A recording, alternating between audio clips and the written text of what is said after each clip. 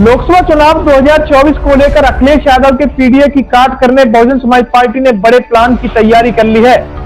बहन जी मायावती इन मुद्दों पर हथियार बनाएंगी, वह हम आपको बताएंगे। लोकसभा चुनाव में सपा मुखिया अखिलेश यादव के पीडीए की काट करने के लिए बहुजन समाज पार्टी सरकारी विभागों में बैकलॉग भर्ती और पदोन्नति में आरक्षण को हथियार बनाने जा रही है। बसपा इन मुद्दों के सहारे दलित, पिछड़ा और अति पिछड़ों को अपने साथ जोड़ने की कवायद में जुट गई है। बसपा के गांव चलो अभियान के दौरान में होने वाली काडर बैठकों में इन मुद्दों को जोर शोर से उठाया जा रहा है। लोकसभा चुनाव में मौजूदा समय सभी पार्टियों की अपनी अपनी तैयारियां चल रही हैं। देश में भाजपा की एनडीए के खिलाफ में विपक्षी दलों ने इंडिया गठबंधन बनाया है और बसपा इन दोनों गठबंधनों को अपने को अलग कर रखी है। बहन जी मायावती अभी तक अपने दम पर लोकसभा चुनाव लड़ने की बात करती चली आ रही है। बसपा का मुख्य वोट बैंक दलितों को माना जाता रहा है।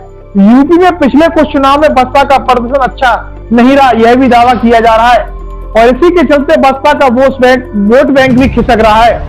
इसको अपने पाले में लाने का दावा बहुजन समाज पार्टी की राष्ट्रीय अध्यक्ष बहन कुमारी मायावती अब पूरी दमखम के साथ में लगी हुई हैं।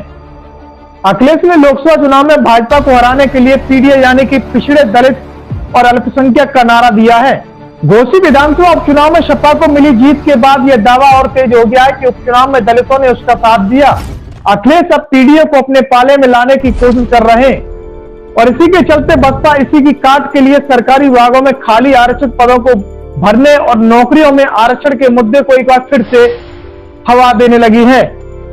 बसपा के लोगों का कहना है कि सब दलित और पिछड़ों का हितैषी होने का उनका दावा सच साबित होगा, क्योंकि बसपा जो कहती है वह करती है और इसी वजह से बसपा अव्वल नंबर पर मानी जाती है। और अब बात करते हैं मुस्लिम समाज की आबादी वाली सीट पर बसपा की कैसी नजर है। बसपा की इसके साथ ही मुस्लिम बाहुल्य सीटों पर इसी जाति के उम्मीदवार को उतारने का काम तेजी से कर रही है। मंडली प्रभारी को निर्देश दिया गया कि क्षेत्र के जाति समीकरण को ध्यान में रखते हुए उम्मीदवार के नाम का पैनल तैयार किया जाए। उन उम्मीदवारों पर दांव लगाएंगी जिनकी अपने क्षेत्र में बेहतर पहचान हो। इससे साफ है कि बसपा सुप्रीमो मायावती की नजर मुस्लिम वोट बैंक पर भी बनी हुई है। हालांकि देखने वाली बात यह होगी बहुजन समाज पार्टी का जनाधार किस तरह से उभर कर आता है।